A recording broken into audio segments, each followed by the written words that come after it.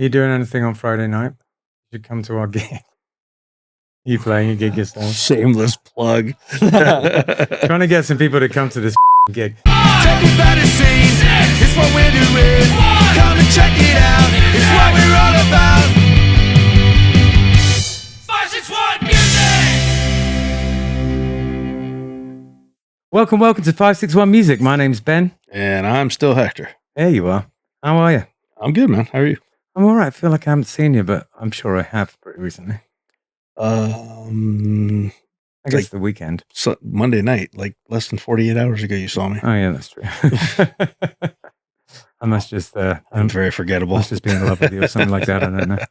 But yeah, it's what did we do this weekend? I can never remember what we do. We played at DOS on Saturday. That's right. That was good. It was. It's always good. There was a Elton John tribute band playing at the amphitheater there. Yeah, and it got busy. Yeah, we got really busy.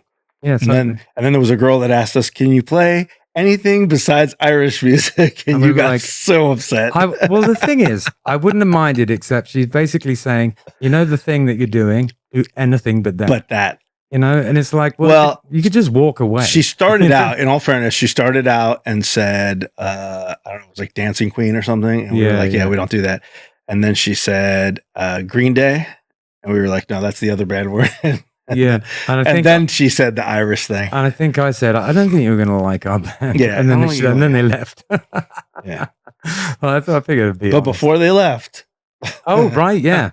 So if you know Hector, you know that for some reason, not for some reason, look at the man. He's become an icon for women.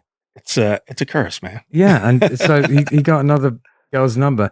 Not that he acts upon it ever, but it is incredible how much female attention this man gets. It's funny as hell because I was talking to those two ladies in the break and you guys were joking around like, you know, Hector Diaz back to the stage or whatever. And I came back to the stage and not 20 minutes later, that girl walked by and she like held her phone number up for me or whatever. Yeah, it's wild. It's very impressive. It's James and I. Oh, single would be more impressive. Fair.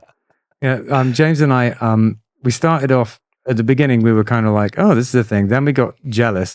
Then we got really jealous, and now it's just funny. Now it's just because it's got to the point where it's every gig. It's ridiculous. It's just the norm now. It was once in a while, and it was just funny, and now it's just like it's almost comical. I know, aging like a fine wine. It's incredible, man. I guess it's incredible, buddy. This shit never happened to me in my 20s, man. Yeah, no, it never happened to me at all. So if you see me out playing a gig, pretend you fancy me and show me your number because then I will think that Love you long time. I'll think that I have some kind of like on a par with Hector. Anyway, we have Steve and Thomas with us today. How's it going, guys? Hey, how's it going, guys? Yeah, it's from Sophomore Year, and we were just talking a little bit about the band before, and we sort of getting into discussing why you guys called yourself Sophomore Year. So I think now would be a good time to talk about it. Yeah, I mean, for a while, maybe about a year, we had worked with each other. We were both parking cars at the valet. Literally worked with each other. Yeah, actually worked with each other. That's where we met, and we kind of found similar interests in our music, and music kind of is what drives everything. So we found friendship through that, and then kind of just started writing a little bit, and that was while I was in my sophomore year of college at FAU. Gotcha. Which didn't inspire the name at all until we went through a couple band names that were really bad, and then give us some of the bad names. You got to tell us what the bad ones are. What was the one? Originally, we were All Rise. That was our band with our buddy George. Yeah. Why didn't we stick with that? I thought it would be cool if like we started a show with like All Rise for the national anthem or a music video. Or a music video. Yeah. Which is how that name even came to be. Yeah. But then George was like, dude, it sounds like he's actually a drummer for a church, which is funny. He's like, it sounds like we're in a Christian rock band. It does sound like a worship band. Yeah, totally. It is a good name though. It's because the thing is, it's not like Rise Against is all a bit more like Aggie and a bit more sort of, anti, but like, All Rise is like, you're not rising against, you're rising with. Yeah, exactly. But that's where we started. Did we have any more names? I think we just started with All Rise. Yeah, and then went from that, and then on one of my drives back from Orlando, I was like, we need a better name. So I kind of just took the 3 hours to just, I wrote down a list of names. And at one point I got into like, all right, what if we do like some college type of like, I'm in college, we're writing pop punk, and then it ended up at Sophomore Year. It's exactly perfect name. Yeah. Fantastic. And you guys are a killer band, man. It's recorded really well. It's really like punchy and like, I love that it's pop punk, but it's got balls though. You know, it's like, it's aggressive and it's not like saccharine like pop punk can be sometimes, you know. I really like it. So how did you decide to sort of start playing pop punk? Like, who were some of you guys' like influences and stuff? Well, I was always more of like a metalcore kid, but like I also grew up listening to Blink-182. I remember one time my family's from Spain, and I remember we were on a layover to visit my grandparents in London. I thought it was like the most fucking punk rock thing ever. I was in a record store buying like a Sum 41 album. I was like, dude, this is so fucking punk rock. I was like 11. That's cool. Yeah. Where did you go? Do you remember where you were in London? I don't remember at all. There's a really, really good record shop in Camden called All Ages Records, which is like legendary. And years ago we did an in-store in there, but I was hoping it was there. That would have been cool. That where you were, bro? Kelly and I went there. Maybe. Yeah, that's where you were. It's possible. I kind of, for myself, I started playing guitar maybe when I was in 12 or 13 or something like that. Okay. My dad played guitar since, I was little, and I never had any interest in it until I got put into this Christian school, and I found myself making friends with the two guys that were complete like slack offs, had no care for the religion at all, and we're just playing like Jimi Hendrix songs at PE. Gotcha. And it was the first time I had ever heard that type of music. And my dad would listen to a lot of like Led Zeppelin, stuff like that, like older rock. But then these guys put me on to like Pink Floyd and Jimi Hendrix and those guys. And it kind of changed music for me. And I was like, cool. I need to learn how to play the guitar. So I went back. Jimi Hendrix will do that, man. Jimi Hendrix will make you want to play. I was like, this is awesome. And we got in a lot of trouble. They would always tell us to stop playing that devil's music stuff. That's literally what they would tell us. Yeah, it was crazy. So they weren't messing. It wasn't. It wasn't strict. Just like Christianity as a hobby. Then it was really. It was really. Yeah, it was a very strict school. And they didn't like us at all either. We had both come from public schools, and it was very different. We both ended up going on to get expelled from that school a year later, but. Not for crazy stuff, just for they didn't like it. Like they had was that local here in Florida? It was in Florida. It was down in Homestead. I won't say the name of the place. No, sure, it's all good. But it was down in Homestead. They were just keeping out the riffraff, bro. They don't mix with your ilk. So when are you going to write that? I got expelled from a Christian school. Yeah. We need that song. But I just went back home and I was like, Dad, I need you to teach me finally how to play guitar. And I kind of just started playing some stuff and then just started watching YouTube. And I really got into, one of my friends showed me Blink-182. Right. That's kind of like where everyone in the pop punk scene starts, I guess. But I got like really, really into them, and I kind of got into them when they were doing like the Neighborhoods album. And so it was like a lot of like, I guess, darker stuff than they were doing before, and still listening back to like their Cheshire Cat days and shit. And Hector I just really are like that stuff. Old enough to remember the days before Blink-182. Really? Yeah. I think it was. It was the thing that got me into pop punk was Offspring and Green Day. Okay. What about you, man? Pop punk, I would say Green Day. Yeah. And then I found out about Descendants and stuff, but I wasn't cool enough to have actually been into them before Green Day. Punk as a whole, it was probably Sex Pistols for me. Yeah, totally, me too. But pop punk, I would say Green Day was probably it. Yeah. I got that Sex Pistols CD. I remember that. It was it's actually this. Never mind the bollocks. It's surprisingly. It sounds good. Yeah, it's really well recorded. It's like I remember reading that they had. Like the amount of guitar tracks they did, like Steve Jones just laid them up on both sides. It sounds bad. They were never really like super impressive live, but they're touring now. Apparently, they've got the singer from Gallows. Frank from Gallows. And have you ever heard of the band Gallows? No. Sounds familiar. It's an English kind of hardcore band, but on the punk end of hardcore. They're really, really cool. There's a tune called Belly of a Shark. Check it out. It's awesome. I'll play it to you in the break or something like that. Right on. Yeah. So how many years has it been now in the band? What is it, like 4? 3 or 4, somewhere Something like in there. that. Still pretty fresh then. Yeah. Yeah, that's awesome. I'd say 4 years is a good amount of time because you know what you are, but you know, you're not sick of it. Yeah. 100%. Yeah. How much stuff have you recorded? We have, so first we did, well, the first thing we did was an EP. Yeah. We started off as some project. So I was going to FAU before I had dropped out, and I really wanted to get us recorded, and we didn't have a lot of money because we were just working at the ballet, and I was in college and I didn't have any money at all. And so I was like, they have a studio at FAU. So I was like, well, I'll just go there and just knock on the doors and stuff, and I'm sure I'll probably be able to get us in to record with somebody. Run into someone. And so I just went there and I started just knocking the doors, and there was nobody in it, but I heard someone recording something in one of the studios. So I just sat there for a couple hours until they came out. It was maybe 3 or 4 hours, and I was just dedicated to talk to the guy who was in there recording because I was positive I could convince him to record us. And he finally came out of there and he gave me somebody's number, and it was this kid named Sam, and hit him up, and he liked kind of like the demos I sent him, and he had to do some school project. So It kind of worked perfect. And he was like, yeah, you'll be my end of year project. That's cool. You did a great job. So on That's killer work. Well, the song you were listening to, Sunk, that one came out after he was out of college too and everything, which we recorded in his bedroom.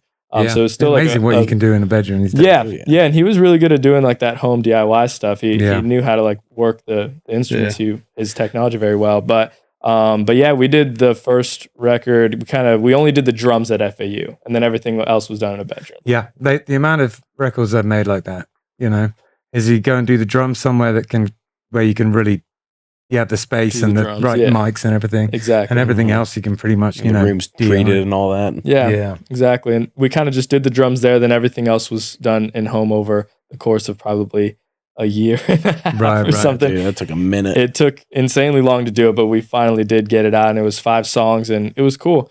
We didn't do any promotion at all, and we liked the music. but yeah, and then after that, we released 3 more singles after that, did them as singles, and then now we're recording our first full-length album. Oh, sick. Yeah. So you've kind of figured out the thing that everyone does now, where it's just like, it's so hard to promote an album. It's like the singles thing. It makes sense in today's, even though I much prefer an album. I love being able to listen to an album. It's just so hard to promote one, Very hard to market it nowadays. Yeah. I think the most marketing we did, even for the singles, was like, let's fucking get together and do some stupid reel about how our bassist eats crayons or something. Exactly. Does he really eat crayons? Sometimes. I think with the internet now, though, man, people have like the attention span of a gnat. Yeah, so, exactly. So releasing an entire album, albeit I agree with Ben, I prefer an album. It's hard to promote an album because people they just want to hear the song and then move on to something else. Exactly. They don't want to listen to 12 songs or 15 songs. When you release it, are you going to try and are you going to do it one at a time, or are you going to release the whole thing? Yeah, so with our producer that we work with now, his name is Steven Ludwig. He works at Power Station Studios down in Pompano, and he's a really great friend of mine. We became friends through the course of this album. Sure. And he's a good guy, has amazing work ethic, and that's why I like to work with him. But he was we were talking about what we should do to release it. He has a lot more experience in doing the releasing and kind of working on the production side, and he definitely agrees that we should do he thinks we should release every single song as singles on the album. Honestly, I agree with that. And it's not... It seems strange. Well, here's why I think that. It's because there's no other way to... I mean, you could do like 2 at a time or something like that. But the difficult thing is, unless you're like really famous and people are just going to your thing anyway, if you release the singles one at a time, you have however many songs you do, chances to create content and push content out there. 100%. And I agree, it is stupid, but we did spoken like a gambler, bro. we did I did that with my band Nina's Yard Party, and then with Killbillies we released the album all at the same time, and it was fine, but it was like a finite amount of time. 10 songs, and it was a finite amount of time, and that was it. Like, Yeah. you couldn't really do anything else. With Bomb the Algorithm, every time we have a song, we put it out as a single, and it's just this perpetual, constant, machine that's putting out content and stuff. So it's just constantly keeping it relevant. 100%. I mean, and we'll either do there's 8 full songs on the album, and then a couple like interlude mid songs. So it'll be about 10 tracks, all in all. And we'll either release them all as singles, or maybe release 6 of them or so, and then just drop the last 2 with the album. Yeah. But mainly, we are taking a different approach. Yeah, something like that, right? I was just going to suggest, if you've got like 8 songs and a couple of interludes, why don't you, promote the 8 songs as singles one at a time, once a month or whatever. That gives you, 8 months of content. Right. And then drop the album, and then people get the interludes when they hear the interludes at that point. That's a cool idea too. Yeah. Mainly, we were going to take a different approach on the marketing, because one thing we've never done is really market our music and actually get through kind of a basis of actually getting a promotion done. So what we're doing this time is we have basically a docu-series on the album, which is cool. We hired a videographer, and we basically it'll probably be 100 or so parts. So it'll be insane. I mean, it'll give the album a huge chance to get as many views as possible, since people are just attached to social media. Yeah, that's an excellent idea. I know people who've done similar things, and it's worked. It's a way to get yourself out there. Yeah, because so many people do that, like day one of this, like do this with me, do this, and people love to just watch people live their life, which is like so weird, but it's marketable. Yeah. So we're just doing like a series of like a day one of writing or recording our band's first full-length album, stuff like that, and just doing 100 parts of that. It's crazy, man. People go down the rabbit hole. Like, you watch a video, and by like the 3rd episode of whatever you're watching, you're like, man, this is so boring, but I'm invested. Now I need to know how it ends. Exactly. Yeah. I'll find myself on Instagram watching some dude rebuild his garage, and then I'm on his page watching 10 parts of him building his garage, and I'm like, this is just interesting. I just want to see how it comes out. Right. I want to get to the end now. I just want to get to the end. And then it pisses you off when it's only like, come for tomorrow's video, and it's not all out, and you're like, motherfucker. I've been thinking, I don't know when I'm going to start it, but sometime, maybe next year or something, I'm going to release a song a week. A song a week. One song a week, like regardless of quality, just to see if I could do it. For how long? For like 1 year. Really? Yeah, I've had this. I've been thinking about this for a really long time. I really want to do that. It's just really. I'd watch that series. I'm gonna start tomorrow. Imagine if you beat me. Yeah. Just out of spite. But yeah, actually, spite is that's like a strong driving force. You can get a lot done just on spite alone. Anyway. We should do it as a competition thing. We should both release a song every week. I don't even care if mine's the worst one, but we both release a song every week, and that just draws more attention to the music in the first place. Well, women love you, so you'll win. Oh, that's true. You're not wrong, sir. It will be fun though. I'm up for it. Anyway, marketing, I think, is just it's the bane of all of our lives, because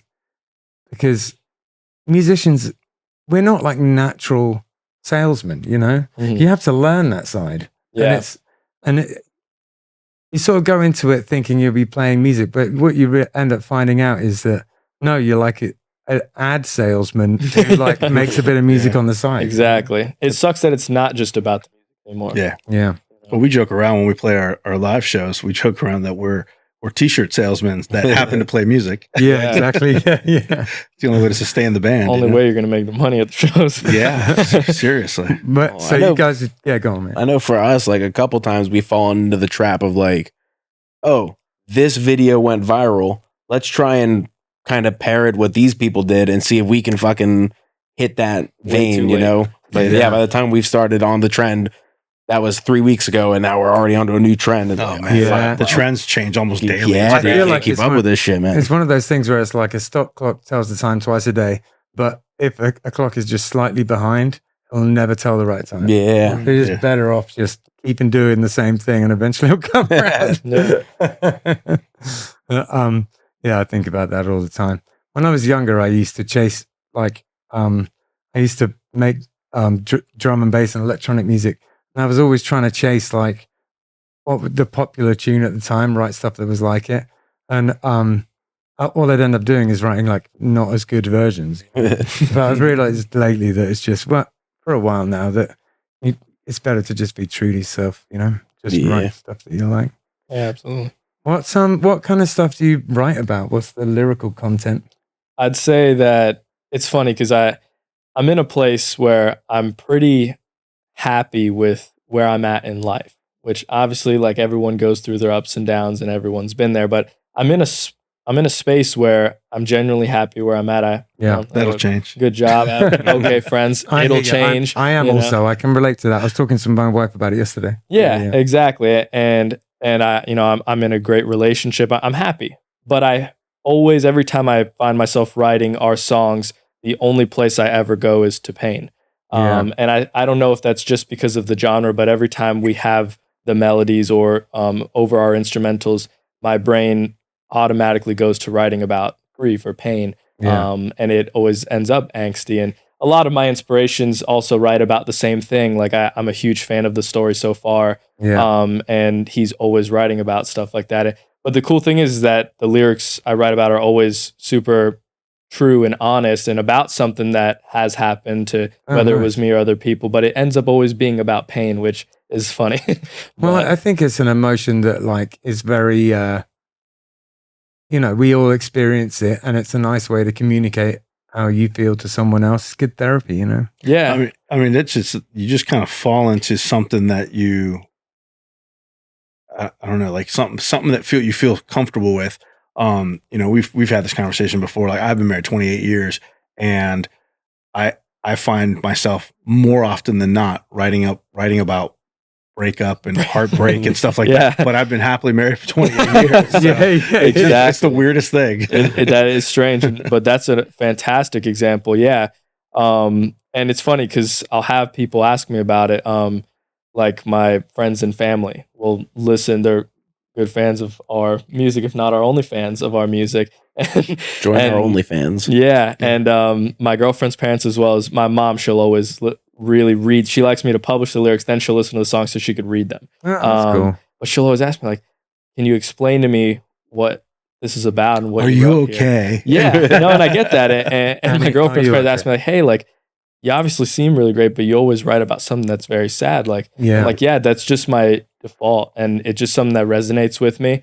And I think a lot of the painful events that happened in my life were the most prominent. Sure. So it's just easier to fall to that because it's hard to think of the happier memories first. Well, music is also very therapeutic. So if you're writing about the hard times and the crap stuff in your life, then you're kind of getting that out through song, and then you're releasing it, and then you're living a good life. Having all the good moments are happening now. Yeah, it makes for good music too. That's the truth of it. Especially pop punk. Yeah, for sure. Especially pop punk when you're yelling that shit. My default song is basically like, I know things are rough, but don't worry, we're gonna make it, and here's how. They're always sort of like positive songs, but from the perspective of someone who's going through a hard time. That is just like the amount of songs I've written like that. So many, That's cool because with the new album that we're writing, it's called Life Gets Better. Yeah. And the first track on it is called Life Gets Better. And that was kind of the challenge I gave myself in writing without really knowing, because it started like that with the track, and I wrote the first song without even knowing we were going to do an album first. And I was like, this is sick. This is a really cool idea for an album. Let's do it. And then as we started putting the other songs together and it was time for me to like kind of write more lyrics, I was like, I should probably keep the theme of the album, which is Life Gets Better. And I'm like reading the lyrics. I'm like, shit, this is about getting worse, dude. Way worse, this has to come. It has to get worse before it gets better, man. This has to have something positive going for it here for it to meet this theme. But it was really cool as a songwriter to, all right, let me really try and think about the great things that are happening in life and kind of the light at the end of the tunnel, because people enjoy listening to that too, kind of how you said you write your songs. Kind of hopeful, like sort of, what's the word?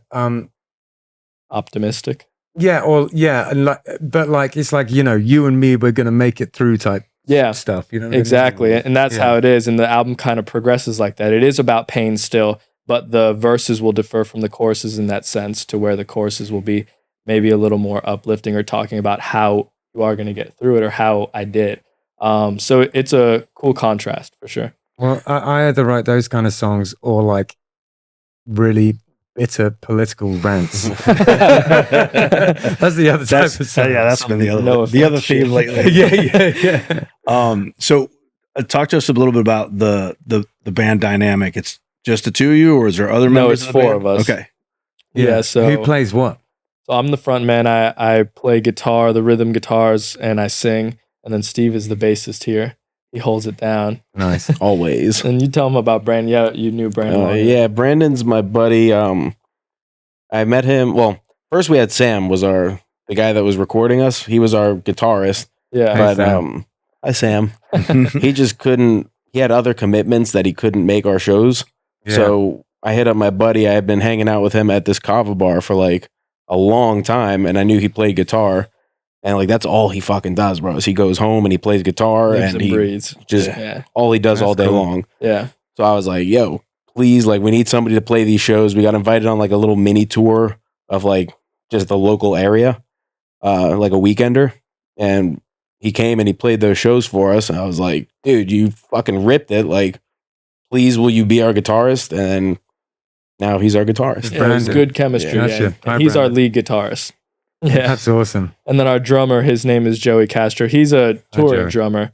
So he tours for a lot of bands. He went to Europe with poor Stacy. He was playing with Escape the Fate, and was it Escape the Fate or was it Stitched Up Heart? But they were opening up for Escape the Fate. But yeah, so he does a lot of touring stuff. But I went to high school with him, and we jammed a bit inside. Yeah, we jammed a bit in high school, and he had like played on stage with Blink and stuff, doing like played some drums up there. And yeah, he took the route from high school of like, this is what I want to do with my life. So I'm just it's going to work or not, which I think is kind of what Travis did. And Travis is like one of his big inspirations, but so he kind of just did that and posted every single day and kind of blew up on social media. How many followers? He has like over 100,000 followers now on social media. So the thing with that is it's like, I feel like that's, if you can overcome the fear of like financial insecurity, then nothing is stopping you in this life. You know what I mean? Yeah. But that's like a big fear, and it's what stops most people, you know? Yeah. It's like Gavin, my son Gavin is a drummer, and when he got out of high school, we had that conversation. Are you going to go to college? What are you going to do? And he's like, Dad, I want to be a musician. I said, great. What's your backup plan? And what is it? He said to me, he said, if I have to have a backup plan, or if I have a backup plan, I've already admitted failure. Yeah. And he's not wrong. No, it's an amazing point. And I think with social media too, when you're taking that route, which is what Joey did, is just posting, is like the vulnerability too, and thinking like, what are people going to think? Yeah. But like, that's something like we are trying to get better at it as a band too, is like, we just need to post content. Yeah. And the reason he made is because he just posted content and just consistently did it. Yeah. And that's what we don't do. And that's why our marketing sucks. But it's hard. Go through different stages. Sometimes I'm really good at it, and then other times I fall off. We have someone who does a lot of our social media, Danielle, and she does it for Hillbillies and does it for here. And for the school, she does it for Bomb the Algorithm. Yeah, and so she does a great job. If you're watching this, Danielle, thank you so much. We love you. But and so we all couldn't do it a bit ourselves, but then we've got that backup, and there's always going to be some, the regularity, which has been really helpful. And she's really good about creating content and good about creating like schedules for us. Like, on Mondays we release this for the podcast anyways. Like, we release this on Mondays and this on Tuesdays, and same thing with Killbillies, like certain days. Hey guys, happy Monday. Here's the start of the week. Here's what Killbillies are doing this week, stuff like that. Like she has, always content like that, but she's also really good about following, James, Ben, and I's personal accounts. And if we post anything at all that's band related, she immediately shares it to the band page. So there's always fresh content constantly on the page. Yeah, cool. I'll tell you what, if Danielle wasn't in my life, I think I would fall apart. As a human being, she's so helpful. It's unbelievable. I really thought that the social media would be like, here's my hubris. I thought it was like the easy, like, what kind of a fucking moron, just post a video every day. Like, it's so easy.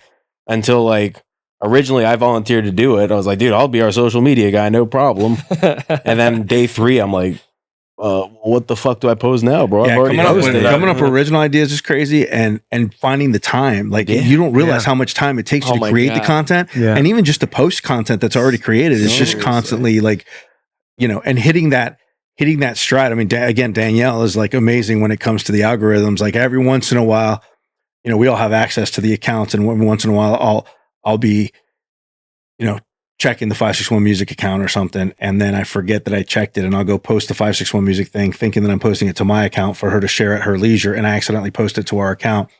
She'll immediately like, you gotta take that down. You're screwing up the algorithm. All this hard work she's doing, dude. Well, you're like, we are in a band called Bomb the Algorithm. What do you expect?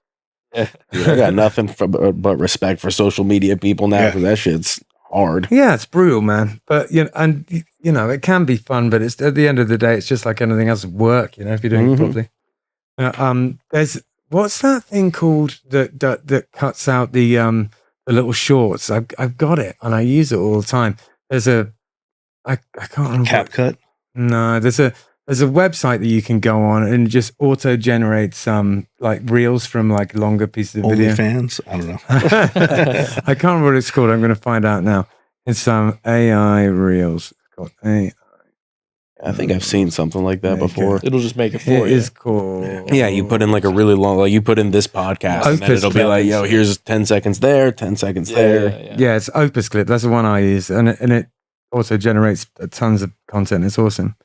But because sometimes if we want to push like a specific thing with the podcast or something, you can just dump the episode in it and it spits out like 20 reels. Dude, I can't watch anything that doesn't have like Subway surfers under it, like or like a little video of sand falling on top of other sand. I'm like, my attention span is shot. I know, man. That's something that I'm a little older, and so like certain things took me a minute to sort of like catch up with. But the fact that now like everyone's just watching two things at the same time, and got the video game going underneath. Oh yeah, dude. Well, I have ADHD, so that's like perfect for me, dude. Like, me too. It's not normal for me to be like, well, the algorithms are just crazy though. Like you'll post something like, come to my show, and you'll see 3 people liked it, and then you'll post a picture of your dog, and 18,000 people liked it. It's just ridiculous. Come to my show is like the worst thing you can post. Oh god, dude, it's terrible. No one ever cares. Guarantees no one will come to your show. It's terrible. But it doesn't mean I don't do it non-stop. Listen, I think now would be a great time to listen to some of your music, and then we will come back and talk about it. Sound good? Right on. Let's do it. Wicked. I'm lonely, distracted, playing the things that I hear in my head. I hate that I met you without a suspect. I wish you were dead.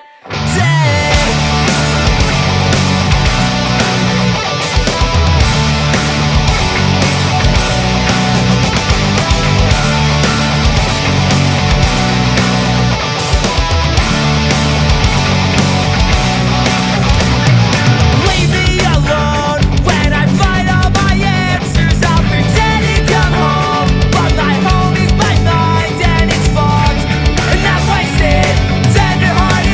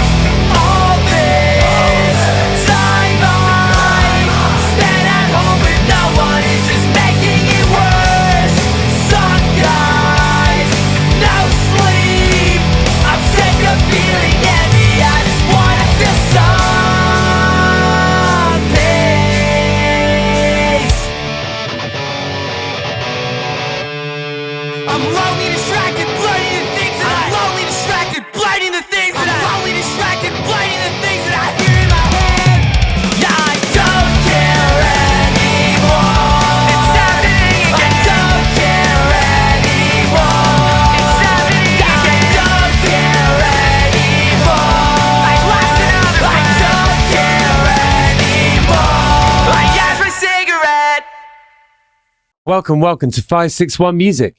We have some very exciting news. You may have noticed that the podcast is being hosted from a different place. That place is the 561 Music School and Studio. Justin Hucker has changed the name of his school from Live Music Community to 561 Music School and Studio. We have joined forces and now everything has the same name. The podcast, the festival and the school are now all under the umbrella of 561 Music. If you've been listening to the podcast for a long time, you will know that every week in this spot, we used to do an ad for Live Music Community. Now, Live Music Community has become 561 Music. We are still on North Lake Boulevard, but we have moved to 524 North Lake Boulevard, Suite A, North Palm Beach, Florida. It is east from the old location, and boy oh boy is it an upgrade. We now have a studio that is far bigger and more advanced. Bigger lesson rooms and 3 big spaces for recording bands and practicing. We now offer more opportunities for recording your band and provide more practice space to hone your skills. The heart of 561 Music School and Studio is still tuition. We train both young people and adults one-on-one and also in groups to be real bands, teaching you how to play your instrument not only by yourself but with others as well. We help you learn to write and record a song, how to brand and market your band, how to design and produce merchandise, how to get shows, how to act at shows, how to perform, how to organize tours, how to reach out to labels, the ins and outs of protecting your intellectual property, and much more. 561 Music is a one-stop shop for all your music and performance-related needs. We are also set up to help you record music videos, how to manage social media, how to create content for social media, and everything that is required of a person trying to break into the music industry in 2025. Come by the studio at 524 North Lake Boulevard in North Palm Beach and check out the new digs. We are online at 561musicstudio.com. Fill out the form online and come for your free first trial lesson. We are open daily by appointment or just walk up and say hi. We're here most days of the week from 3 p.m. for walk-in inquiries. Okay, so we are here at 561 Music. I was just talking about it in the ad. And what we like to do is ask our guests, do you have any advice for people coming up, upcoming musicians? I know in one shape or form we're all upcoming musicians, but is there anything that you wish you were told, when you got into it, or any advice? Quit. Find something that makes more money. Someone's honest. Honestly, I think the thing that really helped me as a musician kind of build my ear as well, and it's kind of not something they tell you, or it's probably not the ideal way to go, especially since this is a music studio, but I never took any lessons for anything, and the one thing that I enjoyed was just fucking around on my instruments. Sure. And like whether it was a bass or a drum kit or guitar, just learning how to play stuff by ear. Yeah. And it's pretty cool because you kind of get to that point where now I can hear songs and just like, let me figure out how to play really quick without looking at anything. Yeah. And it's just like, I think for any upcoming musicians, just start messing around on your instrument and just get comfortable with it. Yeah, for sure. It took me a really, really long time to catch my theory up to my ear. It's like I had a good ear and I practiced it a lot, but I was never really that good at writing it down or knowing the formal things for it. But I had to work really hard at that side of it. But I agree. It's much developing your ear is definitely, in my opinion, the most important side of music. 100%. I don't know anything else about music. Like, I don't know what the notes are called. I don't know anything about theory. I don't know about structure of anything.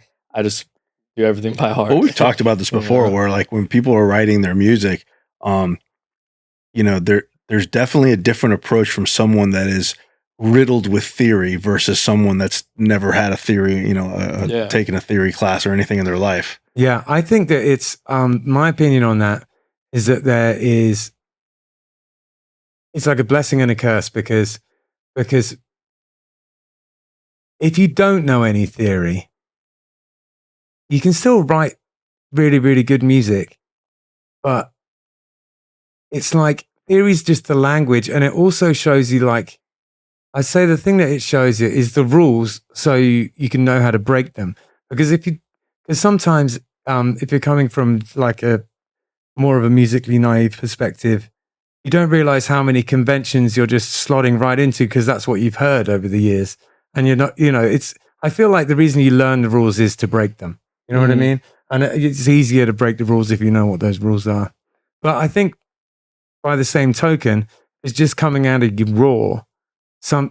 A lot of the time that's the best music that's ever made, you know. So 100%. So I wouldn't, you know, I think it just depends, you know. There's pluses and minuses to both. I think with anything, failing and then understanding is a lot better than learning first just to do it right. Yeah, I feel that. Honestly, that's unfortunately my whole life. Is that I have to do the dumb thing 20 times before I learn what the right thing to do. Usually that's the only way it sticks around anyways. You know? Yeah, that's how I learned just about everything. Yeah, for real, man. It's yeah, that's how I learned. Same thing that he was just talking about. Like, I found out I could put my MP3 player. I had a fucking iPod Nano at the time. I could plug it into my guitar amp. I just fucking all my favorite songs. I would just try and improvise solos and shit to them, and I would try and play whatever their guitarist was playing. Like, that's how I learned music. Same thing. That's awesome. And I think just so long as you are, ultimately, it's like time spent behind the wheel. It's like if you practice, you'll get better. Yeah. You know, if you're playing a lot, you're going to get better. It's like, and yes, you know, there's debatably better and worse ways of doing that. But if you're not practicing, you know, if you're not playing, you're not going to get better. You know, with everything, it's just repetitions. Yeah, exactly. 100%. So, yeah, can you tell us a little bit about the song that we just listened to? Sunk, is it? That's all. So with Sunk, it was it's funny. I was going through my voice messages today. Every time I have any type of idea, whether I'll either have a burst in my head of maybe 10 seconds of some lyric or melody, or maybe some guitar thing that I'll just hum into my voice memos, or maybe it's a drum part that I'll end up writing something else over. With Sunk, it was kind of just something that I heard in my head, and I ended up going back home after my shift and playing on my guitar. And then it just felt like it was supposed to just be angry. Right. So then I was told, I think by you, that I have a very John Mayer approach of writing lyrics, to where I'll just play whatever it is on my instrument that I'm playing and say random things. Yeah. And then those random things will formulate into something kind of beautiful. And then I'll tweak them to be personal, or personalized to my background or whatever the story is that I'm trying to tell within the song. And that's kind of what I did with Sunk.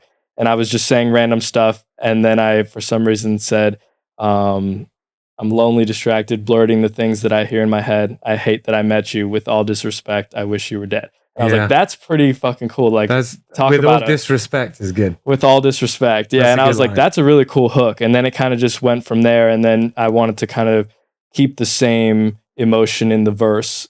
So that's kind of, I went to that.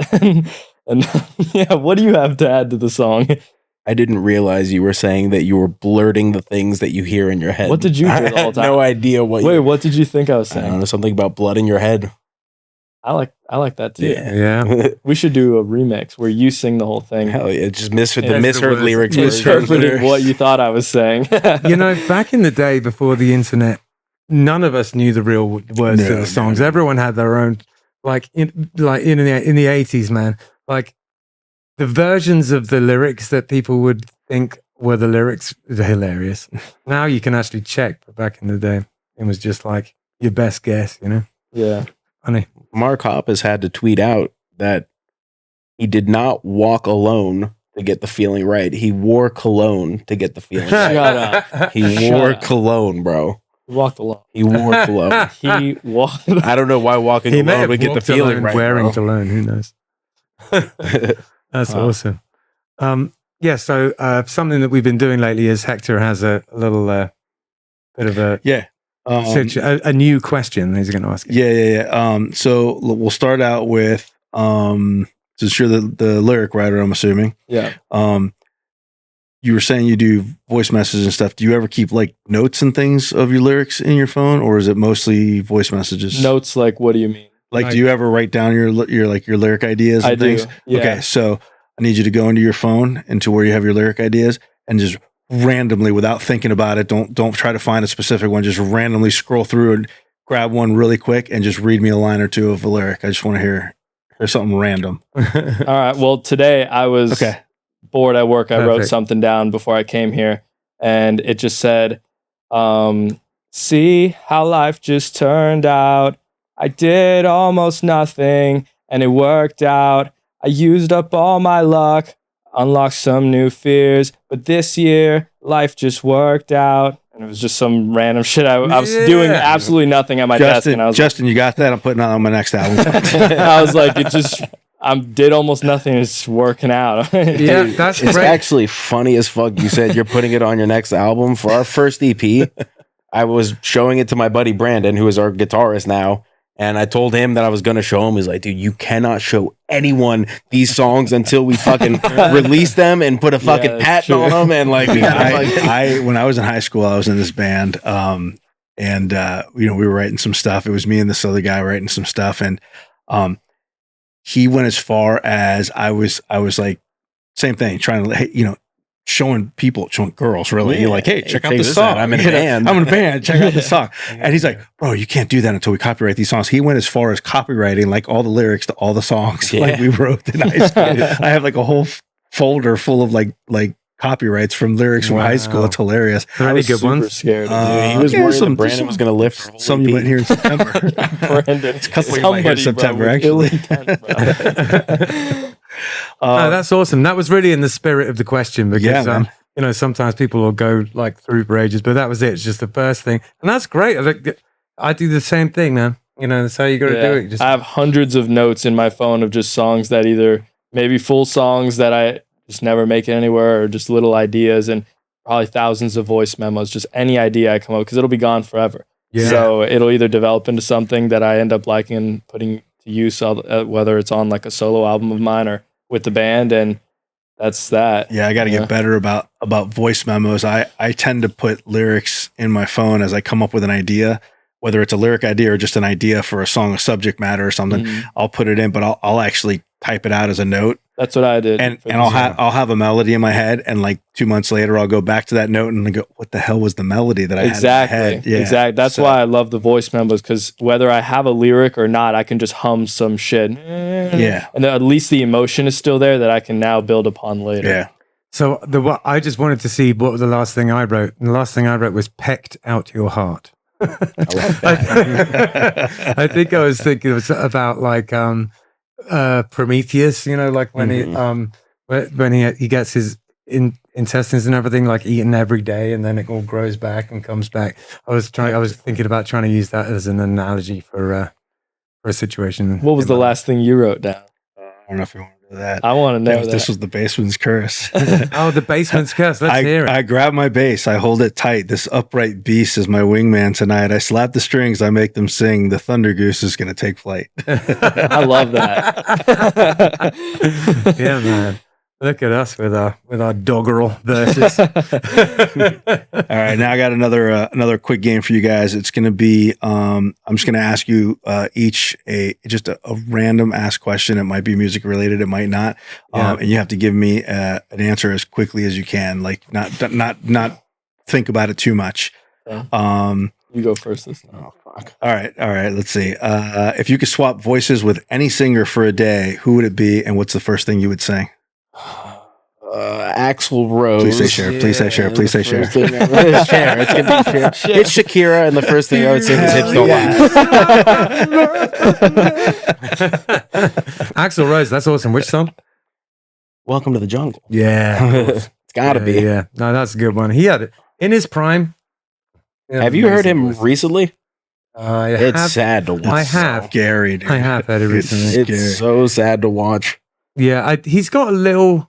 He seems to be doing a bit better just lately. He's like, he's lost a bit of weight, and he just seems to have chilled out a bit. But like he still looks like my aunt. Yeah. But so does Robert Smith, for that matter. So, well, Robert Smith always kind of did. Yeah. All right, so let's see. A good question for you will be: if you could replace your laugh every time somebody said something funny, you laughed. If you can replace your laugh with any musical sound effect, what would it be? Banjo. Hell there you go. Hey, all right. We were fucking around. Yeah. I think it is such a happy instrument. Isn't it? I think people would just want to laugh more. What did he just say? Oh, that'd be amazing. That's pretty funny. So the James's text message sound is a banjo, and so It's almost like James does make random banjo sounds. For your phone, on your phone? James's. I know when he text messages you. But no, when anyone text messages him. Oh, that's funny. I didn't realize that's what you hear. Like, dueling banjos or something. Yeah. So, I was curious to ask you guys about like, are you going to make any physical media with your? Are you looking to make any CDs or vinyl or anything when you release this album? Vinyl would be super sick. Yeah, or tapes. Tapes would be really cool. Well, you know what got me thinking about it was when we were talking about the album and stuff, and it just started whirring in the back of my head, like, you know, is there even any point in putting it on streaming services? Because, I mean, there is. That's the only way people can hear it, but there's no financial incentive to do it. And if anything, it costs you money. Yeah. You know what I mean? Like, and so it's like I was just thinking earlier, like, I know that the Shake did it one time where they didn't put it on streamers; they only brought it out as tapes. And so I think. Well, no, it was digital, but it was digital and they gave it out for free, but you had to message them directly, and then they would message you the MP3 files. No, that's right. Yeah, but they didn't put it on Spotify. At least for I think whatever amount of time it was, a few months or whatever it was, and then they finally released it on Spotify and stuff. But yeah, it was interesting. But it's crazy how much. I mean, we've done vinyl and we've done CD, and it's crazy how often we sell CDs and sell out of CDs. Yeah, I would have thought that CDs was like a dead media, but yeah, me too. For some reason, and maybe we just cater to older people. I don't know. I wouldn't even know where to play a CD myself. That's what I'm saying. No, I have a CD player because I bought an old school boombox for a video that I made. Yeah. If you I did this video for a ska tune I wrote called Boom Beat Your Heart, where I attached a boombox to the front of a bicycle, and it has a CD player. But that's my only CD. It's crazy how much we go through it. We went to we did that Dragon Con gig last year, and we ran out of CDs. Like day one, we ran out of CDs, and that's then, a good point. The entire rest of the weekend, people were asking for CDs, and we had none. Yeah, totally. Some people like it. Well, people like memorabilia, don't they? And but we did the vinyl, and then that sold okay, but it didn't sell like we thought it was going to sell. No, it didn't fly out. I think that if we make vinyl again, we should maybe just do a single so that we can sell it a lot cheaper, and like have them for like $10. I think there's a way of doing vinyl because it's kind of an investment. It's expensive. Definitely expensive. It's expensive. You end up having to sell it for $30 because even your standard run these days is like 100 vinyl, minimum. Most companies, and they're like $18. There is a new company though. Someone was talking to me about it last week, where there's like no minimum, and it's like not even that expensive. I'll show you later. I think I saw an ad for that on like Instagram, where you could just get like 20 or something. Yeah. Really? Yeah. It's like a new thing, and and apparently it's pretty cool, decent. Who was telling me about it? It was Dave from Give It Up, I think. Yeah, but So that's that. I don't know what to do about the state of selling music. Is the whole thing is just depressing. Not to mention AI now just making music that's as good as any of us can do. Some guy at my job showed me a song that he made like 100% AI. He fed it some lyrics and he was like, I want it in this style. Mm-hmm. And then like if he had shown me, like if he hadn't told me it was an AI song, it would have been indistinguishable from like 100%. I have an AI version of my own voice. I have I've made loads with those things just to check them out, see how they work. And the AI version of my voice is good.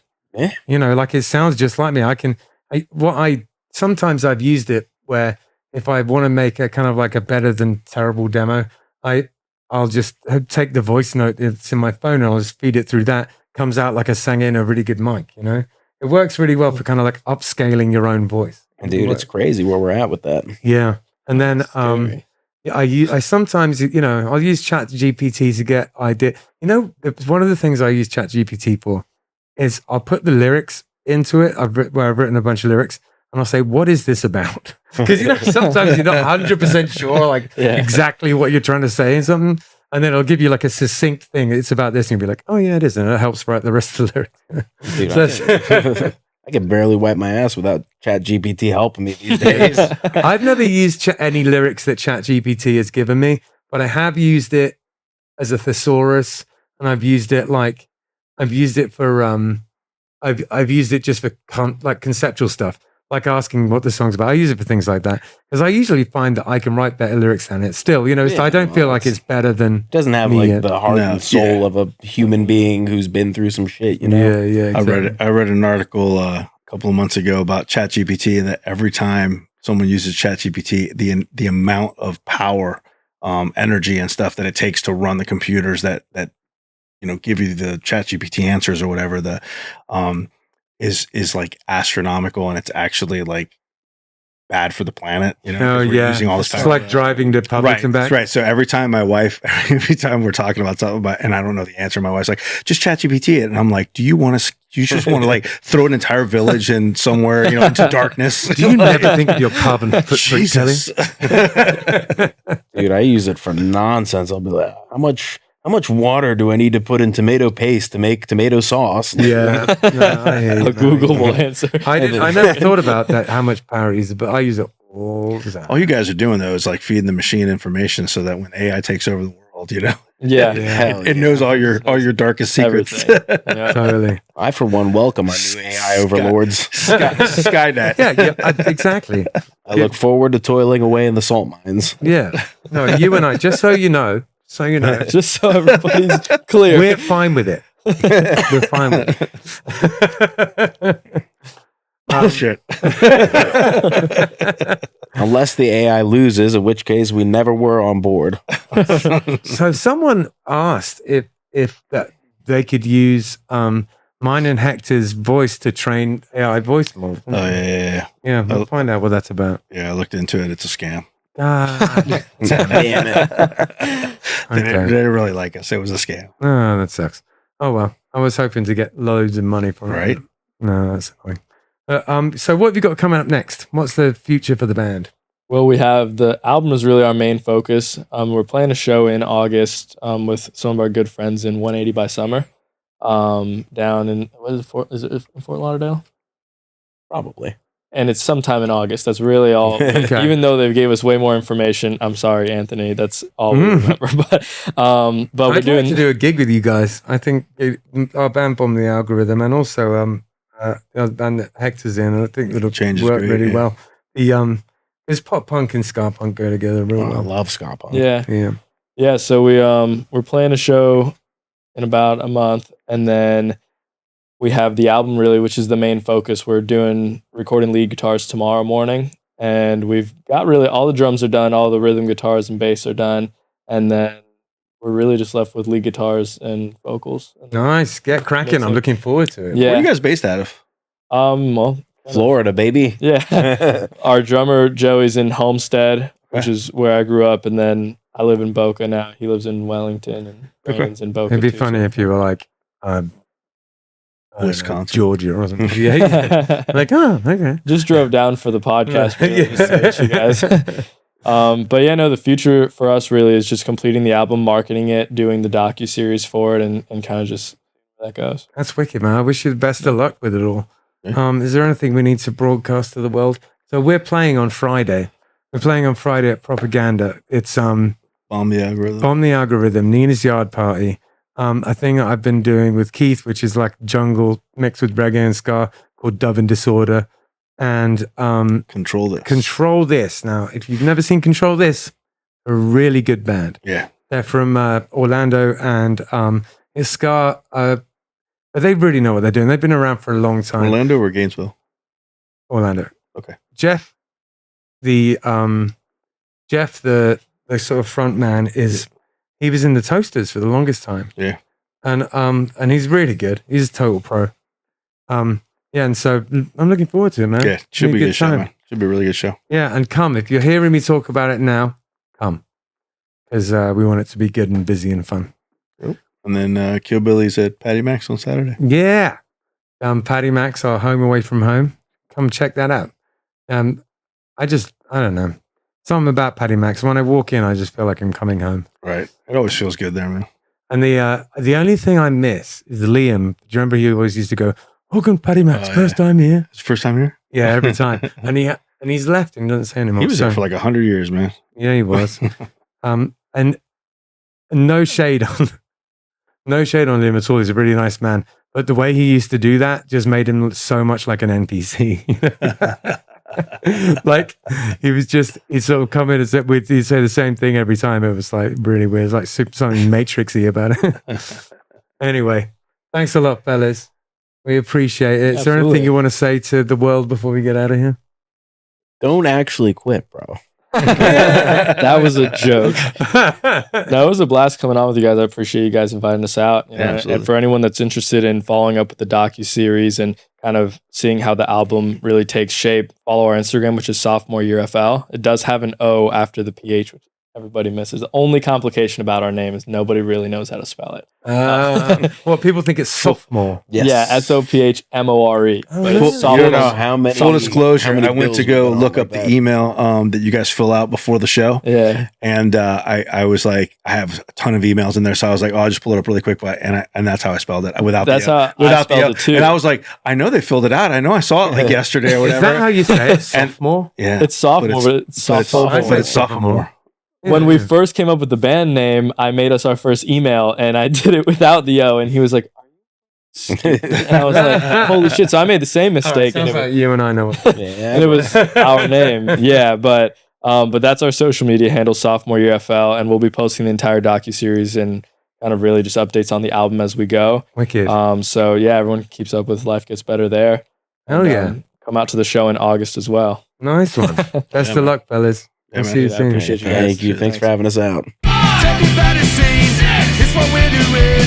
Come and check it out. It's what we're all